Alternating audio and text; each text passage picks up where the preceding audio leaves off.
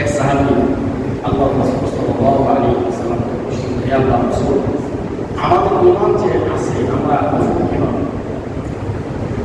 আল্লাহ রাসূল বলেন, দুইটা পদ্ধতি তোমরা ঈমান যাচাই করো।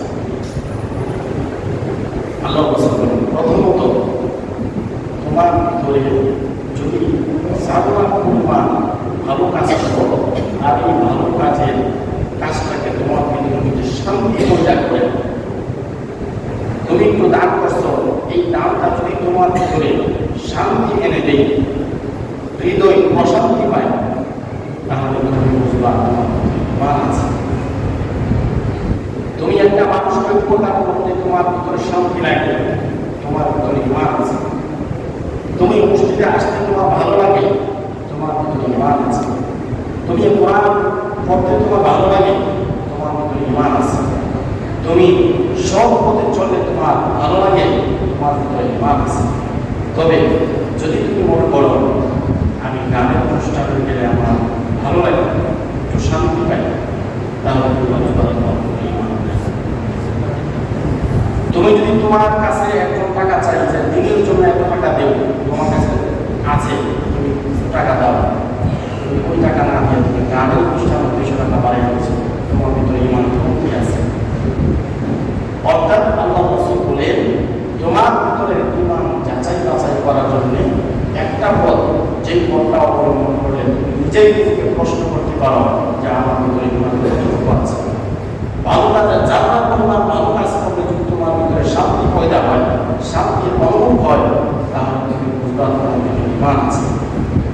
তাহলে আমরা নিজেকে প্রশ্ন করি আমরা কোন পথে আছি। তারপরে আল্লাহ রাসূল বলেন, দ্বিতীয় নম্বরে যে ব্যক্তির ভিতরে, যে মানুষের ভিতরে আমি নবীর মহব্বত, দুনিয়া সকল কিছু চাইতে আমি নবীর মহব্বত যতক্ষণ পর্যন্ত বেশি না হবে, ততক্ষণ পর্যন্ত কোনো মানুষ পরিপূর্ণ মুমিন হতে পারবে না।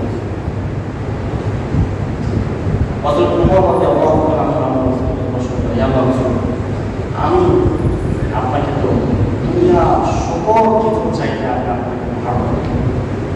আল্লাহ রাসূল বলেন, তোমার নিজের জীবনের চাইতে বা নিজের জীবনটা বাদ দিয়ে যে দুনিয়ার সকল কিছু চাইতে নিজের জীবন না।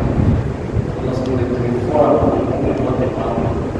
তখন হযরত ওমর রাদিয়াল্লাহু তাআলা বলেন, জি আল্লাহ রাসূল, সাক্ষী দেখেন, সারা দুনিয়া আমার বাচ্চা, বউ বাচ্চা, যত আত্মীয় স্বজন আছে, দুনিয়ার সকল কিছু চাইতে, এমনকি আমার নিজের জীবনের চাইতেও আমি আপনাকে আল্লাহ রাসূল বলেন, এখন তুমি পুরাপুরি মুমিন হয়েছে। তাহলে আমরা পুরাপুরি মুমিন হওয়ার জন্য শর্ত কি? আমাদের নিজের জীবনের চাইতেও, দুনিয়ার সকল কিছু চাইতেও আমার নবীকে মহব্বত করতে হবে। দ্বিতীয়, যদি আমরা ভালো কাজ করি, এই ভালো কাজের সাক্ষী যদি আমার ভিতরে দেই, তাহলে বুঝবো আমরা